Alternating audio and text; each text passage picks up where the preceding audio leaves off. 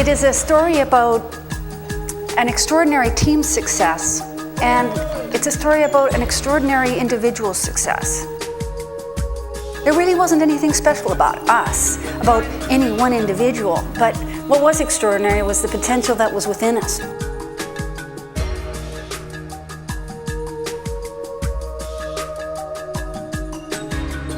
We go out of our way to make it more difficult for ourselves. I know that sounds a bit odd, and it's all about style.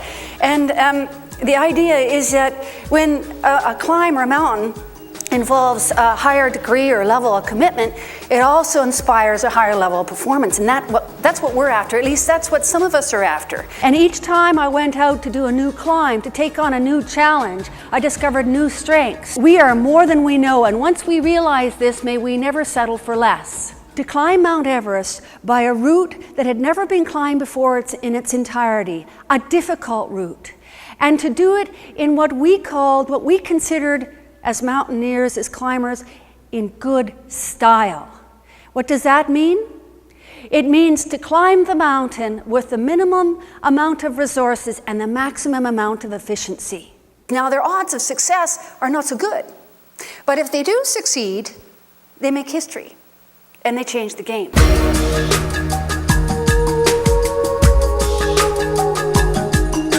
What you figure out pretty quick in this place is that the only constants are change and adversity. You never know what to expect from day to day, other than it's going to be hard. We've got very little time to do a whole bunch of work. Small problems or small challenges become big problems in a very short time. You have a very limited amount of energy, and you can't afford to squander it on just surviving. If you're just surviving, failure isn't far behind. If you can't get up and shoulder a load day after day, you're marked as an inconsistent performer, and you don't get a chance to go on that final summit bid team because people aren't going to want to place their bets on you. We've been working for 4 years. Who's it going to be in the end? The most consistent performer.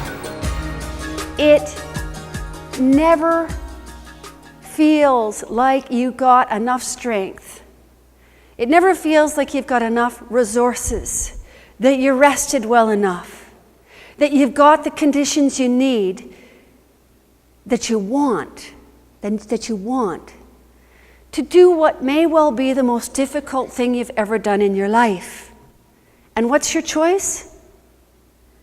You go home or you stay the course.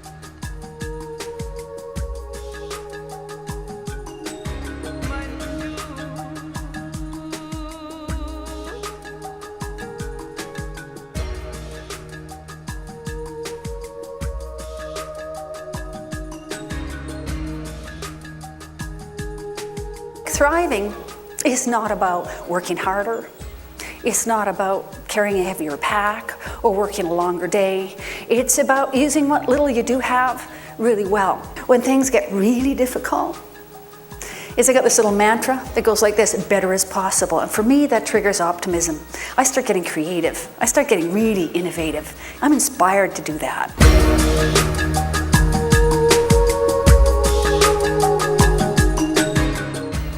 I used to have this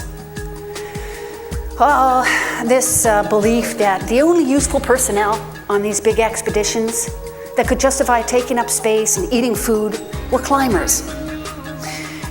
This woman, Jane Fearing, volunteered to serve as our base camp manager and cook for the 2 months that we were on this mountain, 2.5 months at this mountain. Now, I wasn't too sure about Jane, because I thought, why would anybody want to serve 12 prima donnas in this boring, thankless job? She volunteered. I was suspicious. She brought a sense of spirit, and she brought a sense of humor that put to shame any self-importance or kind of specialness that we may have assumed that we had, that made us different from one another. She made a huge difference in cultivating this all for one for all kind of culture that we had in our team. And she was on the radio every morning and every evening. She was the common voice, she was the home. I had no idea that she'd bring something like this to the team. And that's part of thriving. I believed that my chances of reaching the top of this mountain hinged on my willingness, not my ability. Ability isn't the issue here, but my willingness to bend and flex my perceptions always towards this goal of thriving and of being open to and recognizing opportunities and resources wrapped in very unfamiliar packaging. The biggest challenge for me in the next 4 days was to overcome these terms that I had in my own mind for how I was going to do this, how I was going to do the most difficult thing in my life, and that was I had to have the perfect setup, and I didn't. We were out of manpower. We were out of time. If we were on any other mountain today, we wouldn't be climbing in these kinds of conditions. We'd be out of here. It's not possible. It's not possible anymore. Let's turn around. Instead, he stands just below us in the brunt of the wind, and he sets his feet apart like so he's not going to get blown over, stabilizes himself, puts his hands on his hips like this, and he looks at me and nobody else, and he says, well, what are we waiting for?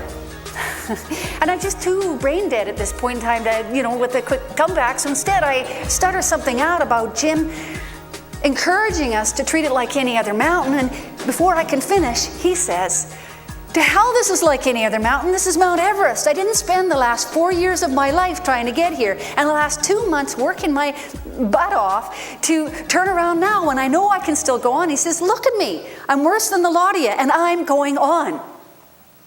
And on he staggers without a rest. Well, what can you do when you're the lead team and he's the support team, but follow him?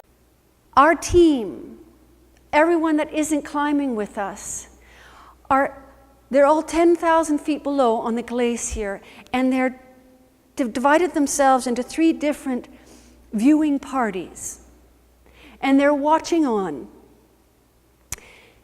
And each one of these parties has a radio, and they are bantering back and forth to one another. They are so excited. They think we're moving. And this is an astonishing perspective to me, because I'm up there and I've convinced myself that we're not getting anywhere. But they think we're moving, and they're climbing with us, and they're cheering us on. And let me tell you, it is amazing how slow you can be moving and still be convinced that it's progress. We became the only 2 people from any side of the mountain that entire season to reach the top of Mount Everest. I thought that this would have been an amazing moment. I had visualized for years what it was going to be like to reach the top of Mount Everest. I visualized and fantasized. It was so romantic. I imagined myself putting the national flag on the ice axe and waving it above my head in triumph and exultation, and having all these philosophical revelations and being in awe of the curving horizon. But here we are on the highest point on Earth, and the sun is setting. That's not what we're thinking. That's not what we're doing. You want to know what really happened? There we are. We're on our hands and knees. And we're looking at each other, panting. We've got our oxygen off because we're not using it all the time, right? We've got to make this last at least another 6 hours. We're panting, and we simultaneously say, let's tag the top and get the hell out of here. But when you're too spent to do what needs to be done, that's what a team is for. And everybody could see us reaching the highest point on the earth. And they were celebrating. It wasn't just Dwayne and I reaching the top of the mountain, it was the whole team. And what we were was just 2/13 of what had been an extraordinary, extraordinary team effort. So there they go. 2 successful summiteers descending from 26,000 feet down the north face of Mount Everest. I can't tell you how proud I am of those 2 guys, Sharon and Dwayne. They really deserved it to make it to the top. More power to them. It is a story about an extraordinary team success, and it's a story about an extraordinary individual success.